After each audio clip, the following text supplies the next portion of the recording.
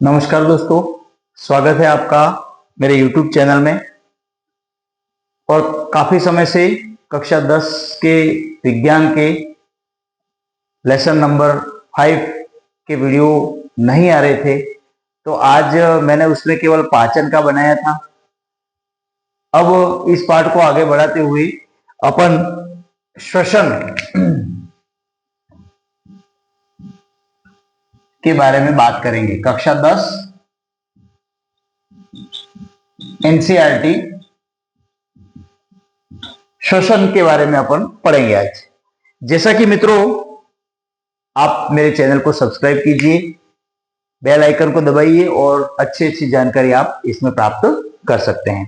सबसे पहले अपन बात करें, अब कक्षा 10वीं के स्तर पे मैं आपको सबसे पहले ये बात बता देना चाहूंगा कि श्वसन से आप क्या समझते हैं, या इसको रेस्पिरेशन कहते हैं। श्वसन का अर्थ केवल सांस लेना नहीं होता है। श्वसन का अर्थ ऑक्सीजन और कार्बन डाइऑक्साइड का विनिमय नहीं होता है। श्वसन का अर्थ ऑक्सीजन को अंदर लेना और कार्बन डाइऑक्साइड को बाहर निकालना नहीं होता है। श्वसन एक संपूर्ण प्रक्रिया है। श्वसन एक जीवन है। अब ये जीवन कैसे है, श्वसन के कारण अपन किसको कह सकते हैं कि भाई ये जीवन है, श्वसन के बगैर क्या होगा, अगर केवल श्वसन ही हो तो हमारा जीवन चलेगा क्या, इसके अलावा क्या क्या चीजें चाहिए, वो अपन इसमें डिटेल में आपको बताई जाएगी। कक्षा 10 एनसीईआरटी हिंदी माध्यम के विद्यार्थियों के लिए। अब दूसरी बात आती है कि एनसीईआरटी की बुक के अनुसार अपन चलेंगे कि श्वसन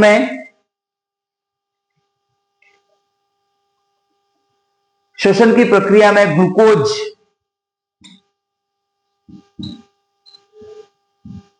एक महत्वपूर्ण रोल अदा करता है। अब यहां पर इसको समझने से पहले आपको ये जान लेना जरूरी है कि श्वसन की प्रक्रिया भले हमारे शरीर के फेफड़ों द्वारा संपन्न की जाती है, लेकिन वास्तव में श्वसन कोशिकीय श्वसन के रूप में होता है। जैसा कि आप जानते हैं, कोशिका हमारे शरीर में कोशिकाओं की संख्या अनगिनत होती है और कोशिकाओं से ऊतक बनते हैं और ऊतक से अंग बनते हैं और अंग से शरीर का निर्माण होता है। तो आप यहां पर ये ध्यान रखिएगा कि पाचन में कोशिकीय श्वसन को मुख्य रूप से सम्मिलित किया जाता है। कोशिकीय श्वसन, भले श्वसन क्रिया में आपको यूं देखा जाए तो छोटे स्तर पे, छोटी क्लासों के स्तर पे आप ये कह सकते हो कि श्वसन जो होता है वो सांस लेना या ऑक्सीजन को लेना और कार्बन डाइऑक्साइड को निकालना तक सीमित था आपके लिए। अब यहाँ पर आप थोड़ी बड़ी क्लास में आ गए हो तो श्वसन का अर्थ भोजन का ऑक्सीकरण है।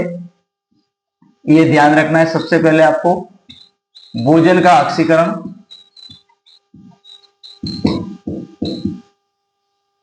भोजन का ऑक्सीकरण, और भोजन में कार्बोहाइड्रेट का ऑक्सीकरण, जैसे C6H12O6, इसको ग्लूकोज भी कहते हैं।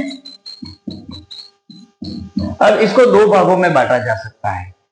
अब जैसे अपन ने कहा कि श्वसन क्रिया नासाद्वार से शुरू होती है, अपने गैसों का विनिमय नासाद्वार से होता है। नासाद्वार से होते हुए, जैसा कि आपकी इस लेसन में दिया गया है, एक डायग्राम भी बताया गया है जिसमें आप देख सकते हो नासाद्वार, नासाद्वार के बाद आपके मुख गुहा, मुख गुहा के बाद आपके कंठ, कंठ के बाद आपके ग्रसिका, ग्रसिका से आपके फेफड़े, फेफड़े जुड़े होते हैं। यहाँ पर इस तरह से स्ट्रक्चर होती है और ये उपस्थित वलय के छल्लों के बने होते हैं, ये ग्रसिका। इसके बाद ये ग्रसिका जो है वो आपके शरीर के फेफड़ों में खुलती है इस तरह से, और ये उपस्थित वलय जो है अंदर जाकर के फेफड़ों में कन्वर्ट हो जाते हैं। और फेफड़े जो होते हैं उसमें छोटी छोटी कुपिकाएं होती हैं इस तरह से, जो ऑक्सीजन को भरने का काम करते हैं। इसके अंदर फेफड़ों के अंदर कुपिकाएं होती हैं। कुपिकाएं जो होती है वो ऑक्सीजन को इसके अंदर भरने का कार्य करती हैं। अब यहाँ पर बात आती है कि कुपिका जो होती है वो श्वसन के क्षेत्रफल को बढ़ा देती है। जैसे कि आपने देखा होगा कि सिगरेट पीने वाले व्यक्ति में, धूम्रपान करने वाले व्यक्तियों में फेफड़ों की क्षमता धीरे धीरे कम हो जाती है। क्यों कम हो जाती है? एक डायग्राम यहाँ पे दिया हुआ है आपके एनसीईआरटी की किताब में, इस तरह से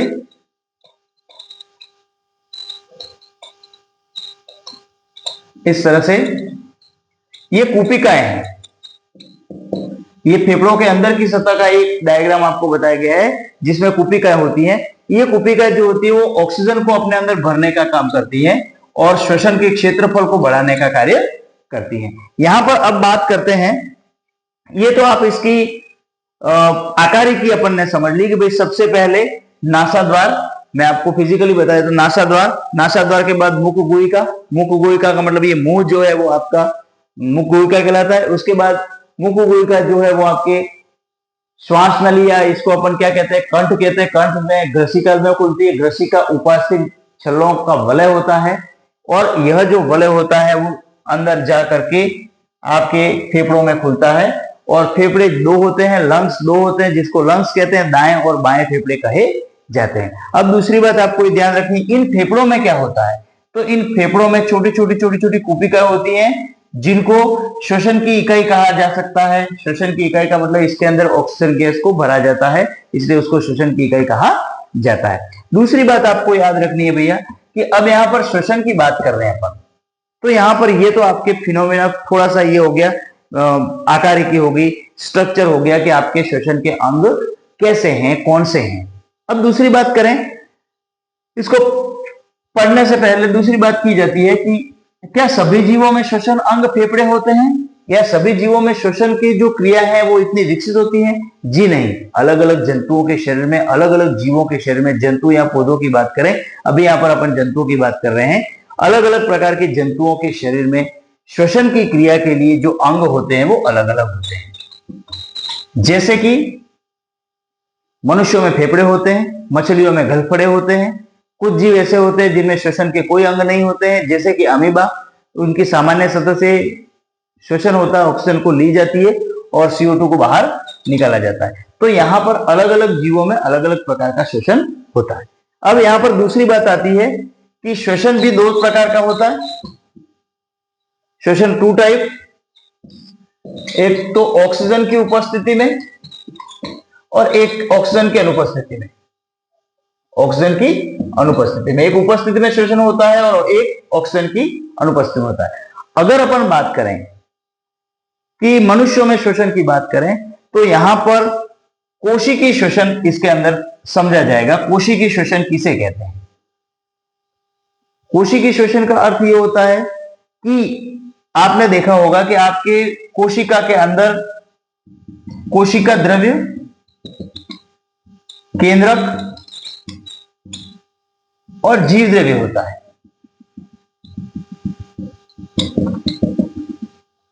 तो यहां पर आपको यह ध्यान रखना है कि जैसे ही ग्लूकोज को तोड़ा जाता है, C6H12O6 ये ग्लूकोज है, जैसे ही ग्लूकोज को तोड़ा जाता है उसको पाइरूवेट में बदला जाता है, और पाइरूवेट जो होता है उसके बाद पाइरूवेट को आगे बढ़ा करके इसको और ज्यादा छोटे भागों में तोड़ा जाता है और तोड़ करके आपके शरीर के लिए ATP ऊर्जा का निर्माण किया जाता है। तो यहाँ पर ये बात याद रखने लायक है, जैसे कि यहाँ पर अपन 3 प्रकार के जंतुओं में देखेंगे, 3 प्रकार के जंतु में नहीं देखें तो ये देखेंगे कि श्वसन क्रिया जो होती है वो मनुष्य में किस तरह से होती है, जीवाणुओं में किस तरह से होती है, ईस्ट में किस तरह से होती है। आपके NCERT की बुक में जितना दिया हुआ उसके अनुसार पढ़ेंगे, क्योंकि ये विशेष रूप से ये क्लास कक्षा 10 के लिए बनाई गई है और कक्षा 10 में जिस प्रकार दिया हुआ है, तो सबसे पहले एक यहाँ पर फ्लो डायग्राम दिया हुआ है जिसका यहाँ पर लिखा है ये ग्लूकोज C6H12O6 ये ग्लूकोज का सूत्र है।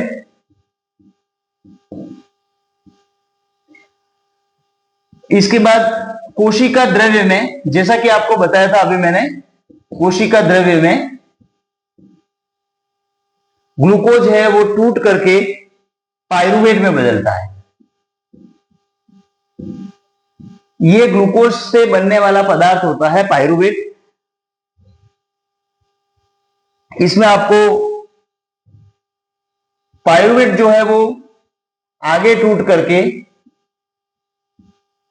देखिएगा आपको श्वसन की क्रियाविधि को याद रखने के लिए 2 बातें मुख्य रूप से याद रखनी है कि ग्लूकोज पाइरूवेट में कन्वर्ट होता है। पाइरूवेट ग्लूकोज का ही रूप है, इसके 2 अणु 3 अणु किस तरह से ये टूट करके अणु बनाते हैं, इसकी श्रृंखला है ये, छोटे भाग में तोड़ा गया है इसको। अब यहां पर बात आती है ऑक्सीजन की अनुपस्थिति में,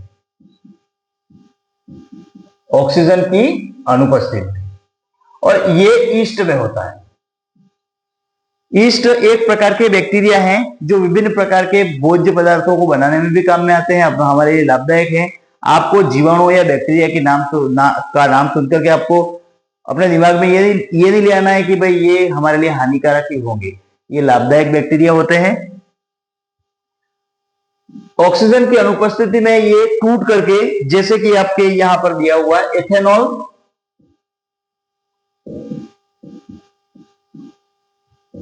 CO2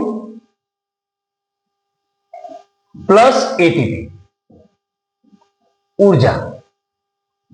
एटीपी नहीं लिख करके अभी समझने के लिए आपको ऊर्जा लिखा जाए तो ठीक रहेगा। उसके बाद दूसरा यहां पर ऑक्सीजन का अभाव, O2 की अनुपस्थिति, और ये O2 की अनुपस्थिति कहां दर्शाई गई है? लैक्टिक अम्ल में, हमारी पेशियों में। पेशियों में ये टूट करके लैक्टिक अम्ल और कार्बन डाइऑक्साइड बनाता है। लैक्टिक अम्ल, CO2 प्लस ऊर्जा। और तीसरा होता है ऑक्सीजन की उपस्थिति, O2 की उपस्थिति। O2 की उपस्थिति में क्या होता है? यहां पर क्या बनेगा? तो आपको ध्यान रखना है, कार्बन डाइऑक्साइड, जल प्लस ऊर्जा। ये 3 कार्बन अणुओं की लैक्टिक अम्ल का है ये ऊर्जा। 3 कार्बन अणु यहां पर बनते हैं, यहां पर भी 2 कार्बन अणु बनते हैं। तो आपको इसको समझने से पहले थोड़ा सा ये ध्यान रखना है, देखिएगा। जैसे कि यहां पर ग्लूकोज जो है वो ऑक्सीजन की, ग्लूकोज सबसे पहले कोशिका द्रव्य में टूट करके पाइरुवेट बनाता है, और पाइरुवेट जो है, यहां तक की क्रियाएं सभी में सेम हो रही है, यहां तक की क्रिया सभी में। यहां पर 3 प्रकार के एग्जाम्पल अपन ने लिए हैं, 3 प्रकार के उदाहरण लिए हैं। एक तो ऑक्सीजन की अनुपस्थिति ईस्ट कोशिकाओं में या जीवाणु कोशिकाओं में, या इसका नाम सैकेरोमाइसिस सेरेविसी है। मैं आपको बता देता हूं, इसका नाम सैकेरोमाइसिस सेरेविसी है, ये जीवाणु का नाम। लेकिन ये अभी आपको याद रखने की आवश्यकता नहीं है, 10वीं में ये नहीं दिया हुआ है कहीं भी आपके एनसीईआरटी की बुक में, ये 11th-12th की बात है, इसलिए मैं आपको नहीं बता रहा हूं, ईस्ट ही कह रहा हूं, जो दिया हुआ वही कह रहे हैं। ईस्ट बैक्टीरिया है, और ये जैसे ही ऑक्सीजन की अनुपस्थिति में ये टूट करके क्या बनाता है? इसमें इथेनॉल बनता है, C2H5OH plus carbon dioxide plus ऊर्जा। अब यहां पर बनने वाली ऊर्जा कम होती है, बहुत ही कम होती है। इसके बाद जैसे O2 की अनुपस्थिति हमारे शरीर में जब हो जाती है, जैसे आपने देखा होगा कि हम जब दौड़ते हैं या कोई काम करते हैं तो बहुत ज्यादा वर्क करते हैं, बहुत ज्यादा दौड़ते हैं, बहुत ज्यादा खेलते हैं, तो हमारे शरीर में ऑक्सीजन की आपूर्ति को पूरा करने के लिए ऊर्जा चाहिए।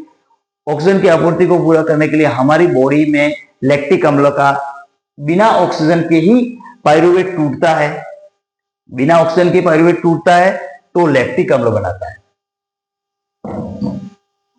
जब हमारा श्वसन सामान्य हो रहा है तब तो हमारे सामान्य कोई दिक्कत नहीं है, लेकिन जैसे हम बहुत ज्यादा वर्क करते हैं या बहुत ज्यादा दौड़ते हैं, हमको यहां पर दर्द होता है जॉइंट में, जो दूसरे दिन भी दुखता रहता है अपन को, तो उसका कारण क्या होता है कि जब हमारे सामान्य श्वसन हो रहा होता है तब तो ऑक्सीजन की उपस्थिति में कार्बन डाइऑक्साइड और जल बनते हैं और ऊर्जा बनती है।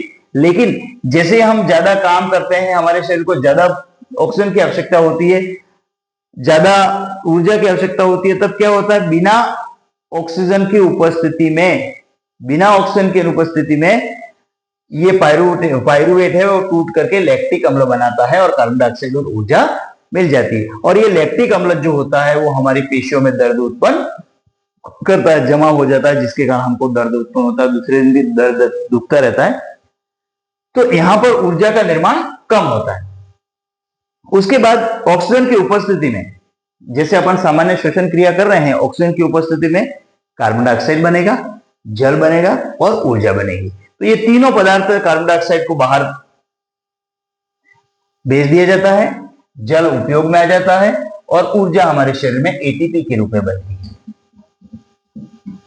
तो ये तीनों प्रकार के श्वसन में, तीनों प्रकार तो दो हैं, ऑक्सीजन की उपस्थिति और अनुपस्थिति, लेकिन तीन जो टाइप अलग अलग हैं उनमें सबसे ज्यादा ऊर्जा की उत्पत्ति ऑक्सीजन की उपस्थिति में होती है। जब श्वसन क्रिया ऑक्सीजन की उपस्थिति में होती है तभी जाकर के ज्यादा एटीपी मिलते हैं और ज्यादा एटीपी मिलेंगे तो अपन को ऊर्जा की मात्रा भी ज्यादा मिलती है। तो और इनमें जो श्वसन होता है उसमें इथेनॉल बनता है, कार्बन डाइऑक्साइड बनती है, जबकि इसमें हमारी पेशियों में लैक्टिक अम्ल, कार्बन डाइऑक्साइड और ऊर्जा का निर्माण होता है। तो यहां पर समझने वाली बात क्या है? समझने वाली बात यह है कि ऊर्जा कैसे बनी। तो आप बता सकते हैं इसका आंसर, ऊर्जा श्वसन के कारण बनी। अब श्वसन कैसे हुआ? तो श्वसन ऑक्सीजन की उपस्थिति में हुआ। अब आप ये कह सकते हैं कि श्वसन, केवल श्वसन करने से ही ऊर्जा बन गई? नहीं, श्वसन करने से ऊर्जा नहीं बनी। श्वसन करने के साथ साथ ग्लूकोज का ऑक्सीकरण हुआ है, C6H12O6, इसका ऑक्सीकरण हुआ है, इसको तोड़ा गया है, इसमें से ऊर्जा निकली। ऊर्जा किसमें से निकली है? ग्लूकोज से। ग्लूकोज को तोड़ करके ऊर्जा का निर्माण किया गया है और यह ऊर्जा हमारे बॉडी में एटीपी के रूप में पाई जाती है। और एटीपी कहां बनते हैं? ये माइटोकॉन्ड्रिया में बनते हैं। जैसे मैंने आपको बताया था कि यहां तक कार्य तो कोशिका द्रव्य में होता है, पायरुवेट बनता है उसके बाद ये कार्य कहां हो जाता है? कोशिका के माइटोकॉन्ड्रिया में। इस तरह से माइटोकॉन्ड्रिया पाए जाते हैं कोशिका के अंदर, जिनको कोशिका का शक्तिगृह कहा जाता है। अब शक्तिगृह क्यों कहा जाता है? क्योंकि इसके अंदर एटीपी के रूप में ऊर्जा का निर्माण होता है। जानते हैं आप, mitochondria is the power house of cell. कोशिका का शक्तिगृह है। क्यों? अब पावर हाउस में क्या बनता है? बिजली प्रोड्यूस होती है। तो बिजली, यहां पर बिजली कौन सी है? ऊर्जा है, एटीपी के रूप में। तो ये एटीपी कहां बनते हैं? माइटोकॉन्ड्रिया में बनते हैं, माइटोकॉन्ड्रिया में बनते हैं। समझ रहे हो? माइटोकॉन्ड्रिया बनते हैं। तो यहां पर आपको ये ध्यान रखना है कि ये समझ गए आप, अच्छी तरह से समझ गए होंगे। एक बार और देख लीजिए, कक्षा 10वीं के, 9वीं के, 11वीं के, 12वीं के सभी बच्चे इसको आप देख सकते हो आसानी से और अच्छी तरह से इसको समझ सकते हो। ये बेसिक नॉलेज है। इसके बाद सभी प्रकार की क्रियाएं 12वीं में आएंगी, ग्लाइकोलाइसिस आएगा, क्रेब्स चक्र आएगा, ये सब आगे की क्रियाएं अपन पढ़ेंगे। अब यहां पर दूसरी बात ये आती है,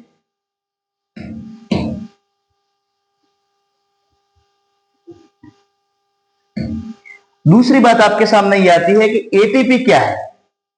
जैसे आपके इस किताब में, एनसीईआरटी की किताब में दिया गया है, एटीपी का पूरा नाम है एडिनोसिन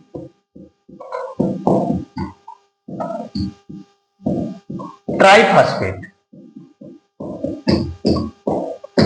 इसको ऊर्जा मुद्रिका भी कहते हैं।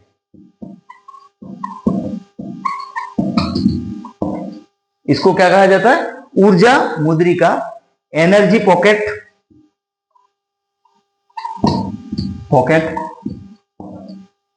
ठीक है।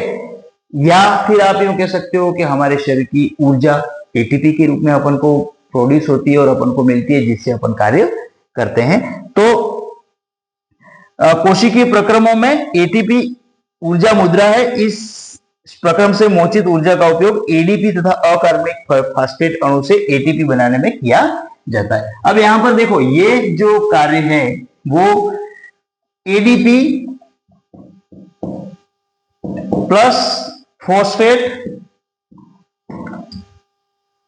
ऊर्जा मिल करके एडीपी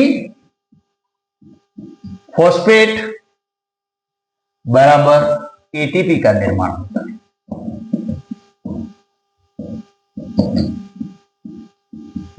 एटीपी का निर्माण होता है। समझ रहे हैं आप इस बात को? एडीपी एडिनोसिन डाइफॉस्फेट है, जिसके साथ एक फास्फेट मिल करके एटीपी अणु का निर्माण करते हैं। एटीपी जो होती है वो हमारे शरीर में ऊर्जा मुद्रिका के रूप में कार्य करती है। अब इसमें समझाया गया है कि आप सोचते हो कि बैटरी में कार्य कैसे होता है, कोई इंजन चालू कैसे होता है, वो सब आप जानते हो, इसको ज्यादा समझाने की आवश्यकता नहीं होती है। अब यहाँ पर दूसरी बात ये आती है कि ये तो अपने मानव शरीर की बात हो गई। अब मानव शरीर में अपन ने शोषण क्रिया की, उसमें ग्लूकोज का ऑक्सीकरण हुआ, ऑक्सीकरण होकर के एटीपी बना, ऊर्जा बनी, ऊर्जा के साथ क्या बना, कार्बन डाइऑक्साइड बना, जल बना। अब ये कार्बन डाइऑक्साइड है वो हमारे शरीर के लिए घातक है, इसको बाहर निकालना जरूरी है। तो बाहर निकालने के लिए कौन काम करेगा, श्वसन क्रिया करेगी।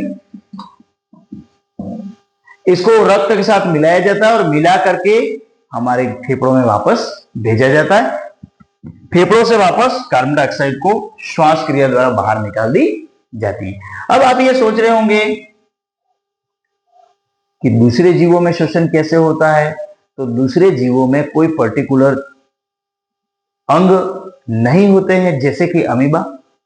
अमीबा जो होता है उसकी शरीर की सतह से ही जल में घुलित ऑक्सीजन अंदर प्रवेश करती है और वापस कार्बन डाइऑक्साइड को बाहर निकाल दिया जाता है। जैसे कि मछलियों में श्वसन कैसे होता है, तो मछलियों में भी गलफड़ों द्वारा पानी को, गलफड़ों में श्वसन क्रिया होती है और पानी को अंदर लिया जाता है और बाहर निकाला जाता है। इसमें जो जल होता है, जल में घुलित ऑक्सीजन जो होती है, जल में घुलित ऑक्सीजन जो होती है उसको, जल में घुलित ऑक्सीजन को, अब जल में H2O को H2 प्लस O2 में तोड़ करके ऑक्सीजन का उपयोग कर लिया जाता है। तो ये अलग अलग जीवों में अलग अलग प्रकार की श्वसन क्रिया होती है जो आप जानते हो। अब दूसरी बात, मैंने आपको कुपिकाओं के बारे में बता दिया है। उसके बाद धूम्रपान के बारे में थोड़ा सा आपके इधर दिया हुआ है। तो धूम्रपान में क्या होता है साथियों, कि धूम्रपान करने से, सिगरेट पीने से, तंबाकू खाने से, धूम्रपान सभी चीजें आ गई, उसमें फेफड़ों के अंदर जो कुपिका होती हैं, ये कुपिका इस तरह से होती हैं। इन कुपिकाओं में क्या भरना चाहिए था, ऑक्सीजन के लिए है ये, तो ऑक्सीजन के लिए है। जबकि यहां पर व्यक्ति ने धूम्रपान किया, धूम्रपान करने से उसका जो धुआं था कार्बन डाइऑक्साइड कालिक के रूप में इन कुपिकाओं में भर गया। अब ये कुपिका क्या हो गया, जैसे ये एक गुब्बारा है, आप समझ लीजिए इसको, ये कुपिका कोई गुब्बारा मानो छोटा, उसके अंदर ऑक्सीजन गैस जा रही है और वापस बाहर निकल रही है उपयोग में आने के लिए, लेकिन इस गुब्बारे के अंदर धुआं गया, कार्बन गया, कालिक गई, तो ये गुब्बारा धीरे धीरे इसके अंदर की सतह मोटी होती जाएगी इस तरह से। अब यहां पर देखो आप, ये गुब्बारा तो इतना बड़ा दिख ही रहा है, लेकिन इसका सतही क्षेत्रफल कम हो गया। यहां पर जो सतही क्षेत्रफल था, यानी कि जितनी ऑक्सीजन गैस इसमें भरनी चाहिए थी वो भरेगी नहीं। क्यों? क्योंकि उसका स्थान किसने ले लिया है, ये तंबाकू के धुएं ने ले लिया है, दूसरे प्रदूषण के धुएं ने ले लिया है, कालिक ने ले लिया है। इसीलिए इनका सतही क्षेत्रफल कम हो जाता है, जिससे धीरे धीरे फेफड़ों की कार्यक्षमता घट जाती है। और ये कुपिका में और ज्यादा धूम्रपान का सेवन करने से क्या होगा कि ये कुपिका धीरे धीरे बढ़ती जाती है और सभी कुपिकाओं में इस तरह की कंडीशन आ जाती है, जिससे श्वसन क्रिया में बहुत ही बाधा उत्पन्न होती है। तो जो ऑक्सीजन अपने फेफड़ों में भरनी चाहिए वो भरती नहीं है, जिसके कारण सांस फूलना,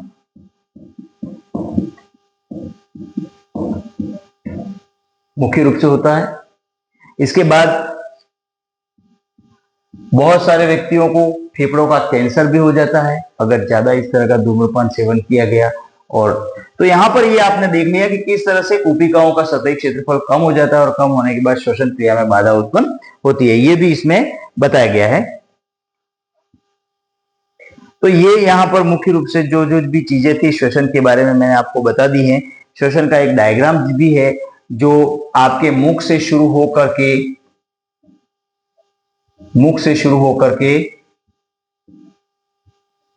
इस तरह से मुख से शुरू होकर के फेफड़ों में, यहाँ पर ये फेफड़े हैं और फेफड़ों के अंदर कुपिकाएं पाई जाती हैं। कुपिकाएं जो होती हैं वो श्वसन का मार्ग प्रदान करती हैं। श्वसन की मुख्य कुपिकाएं फेफड़ों के अंदर जो पाई जाती है वो श्वसन की मुख्य नलिकाएं हैं, कह सकते हैं आप। थैलियां हैं, छोटी छोटी पॉकेट हैं जिसके अंदर ऑक्सीजन भरती है और फिर ऑक्सीजन ये ऑक्सीजन ब्लड के साथ मिलकर के, रुधिर के साथ मिलकर के कहाँ जाती है? आपके हृदय में जाती है और हृदय से फिर इसको पंप कर दिया जाता है, पूरे शरीर में ऑक्सीजन को भेजा जाता है। और ये ऑक्सीजन जो होती है वो शरीर में फैल करके शरीर में कोशिकाओं में जाती है। कोशिकीय श्वसन में आप जानते हो कि माइटोकॉन्ड्रिया में एटीपी का निर्माण होता है। तो आपके बॉडी के हर अंग में एटीपी बनता है, यानी कि आप ये नहीं समझ सकते हो कि अपन ने खाना खाया है तो भोजन का ऑक्सीकरण होगा, उसके बाद तुरंत ऊर्जा मिल जाएगी। आपके बॉडी के अंदर हर कोशिका में जाकर के ऊर्जा का फॉर्मेशन होता है। तो ये श्वसन के बारे में कुछ अच्छी बातें थी, जो इंपॉर्टेंट बातें थी वो मैंने आपको बता दी है कक्षा 10 एनसीईआरटी के अनुसार। यहाँ पर लिमिटेड ही बताना है, क्योंकि एनसीईआरटी में जितना सिलेबस दिया गया है वो आपके लिए इतना काफी है। इससे ज्यादा अगर आप पढ़ाई करना चाहते हैं तो मैं और वीडियो बनाऊंगा 12वीं के स्तर के, जिसमें आपको इस तरह से आसानी से पढ़ना है। तो यहाँ पर साथियों आपको याद रखना है कि ग्लूकोज का ऑक्सीकरण होकर के ऊर्जा का निर्माण होना, ये श्वसन क्रिया कहलाती है।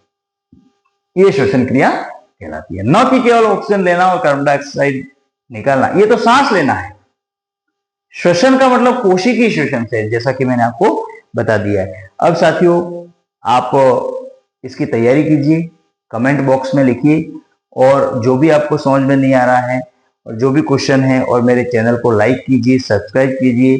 कक्षा 10वीं के छात्रों से निवेदन है कि अपने जितने भी साथी हैं उनको ये वीडियो आप शेयर कीजिए, चैनल को सब्सक्राइब करने का कहिए।